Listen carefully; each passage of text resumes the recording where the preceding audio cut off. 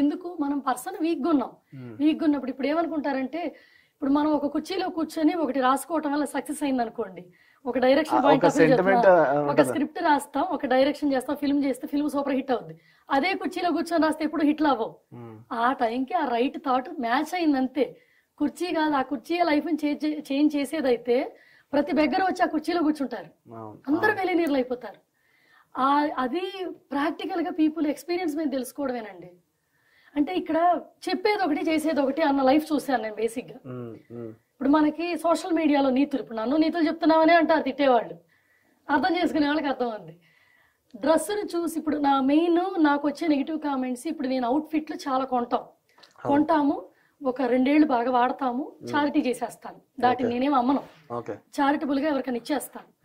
People ఏమంటారంటే నేను సొసైటీకి చాలా హార్మ్ చేస్తున్నాను, టూ మెనీ క్లోత్స్ కొంటున్నాను, ఇప్పుడు మిడిల్ క్లాస్ పీపుల్ కొనుక్కోలేకపోయినా నేను కొనుక్కొని ఎంజాయ్ చేస్తాను అంటున్నాను.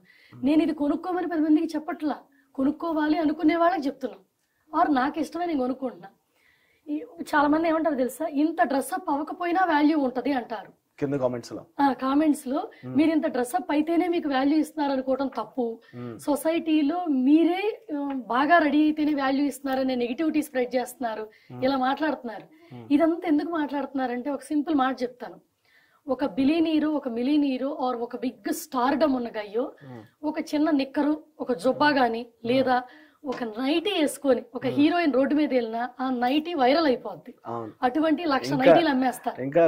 ఎంత కాస్ట్ అని చెక్ చేసి నైటీ 1,00,000 రూపాయలకు కూడా అమ్ముతారు.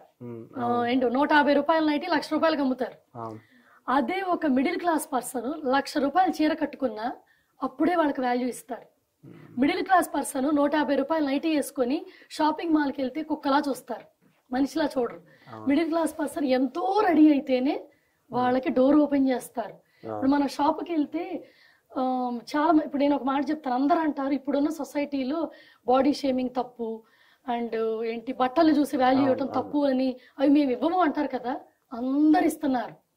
వాళ్ళలో మనం మనమే ఇస్తాం, మనం కూడా నీట్ గా ఉండాలి, మనల్ని ఇంకొకరు అప్రిషియేట్ చేయాలనుకునేలాగా మనం రెడీ అవుతాం. ఇప్పుడు మనం పెద్ద షోరూమ్ కి వెళ్తాం, డైమండ్ షోరూమ్ కి వెళ్తాం, ఒక బెగ్ చేసుకునే పర్సన్ అనుకోండి, పూర్ పర్సన్ వస్తే సార్ అని అంటామా, ఏంటి ఏం కావాలి నీకు అని అడుగుతామా, ఏం కావాలి నీకు అంటాం. వాళ్ళ ఏజ్ 70 ఏళ్ళు అయినా వాళ్ళకి మనం రెస్పెక్ట్ ఇవ్వం, ఎందుకంటే వాళ్ళ అవుట్ఫిట్ ని బట్టి వాళ్ళ ఏజ్ ని కూడా మనం కన్సిడర్ చేయం, నువ్వు అని మాట్లాడతాం, అంత ఏజ్ ఆయన్ని కూడా.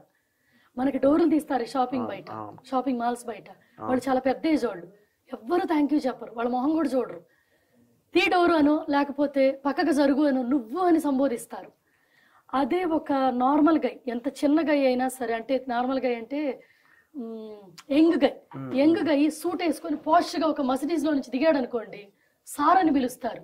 70 ఏళ్ళ అతను కూడా ఈ అబ్బాయిని సార్ అని పిలుస్తారు. అంటే ఏజ్ కి కూడా వాల్యూ లేదు, ఎక్స్పీరియన్స్ కి వాల్యూ లేదు, ఓన్లీ నువ్వు వేసుకున్న అవుట్ఫిట్ కి వాల్యూ. అటువంటి సొసైటీలో మనం కూడా ఉన్నాం. నేను వాల్యూ ఇస్తానంటారు, ఆ టైం వచ్చేసరికి ఇవ్వం. అంత ఎందుకండి, ఇప్పుడు మన ఇంటికి తలుపు ఎవరన్నా కొడతారు, బట్టలు చినిగిపోయో కొంచెం సరిగ్గా లేని పర్సన్ తలుపు ఏం కావాలి నీకు అని అరుస్తారు. అదే సూట్ వేసుకొని కావాల్స్తే ఎవరు కావాలండి అని అడుగుతారు. మనలోనే ఉందండి సొసైటీ. ఇప్పుడు నేనో మీరో మార్చేది కాదు ఇది. ఇప్పుడు నేను ఇట్ట అన్నందుకు కూడా మీకు ఈ వీడియో కింద 100 నెగిటివ్ కామెంట్లు వస్తాయి, అవి కామనే.